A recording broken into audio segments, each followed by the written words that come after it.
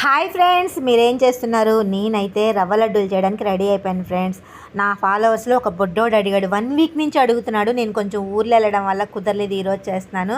చూసారు కదా, నెయ్యి కాగిన తర్వాత ఈ కిస్మిస్, జీడిపప్పు అవి వేయించి పక్కకి తీసుకుంటారు కదా కొంతమంది. నేనైతే అలా చేయను ఫ్రెండ్స్.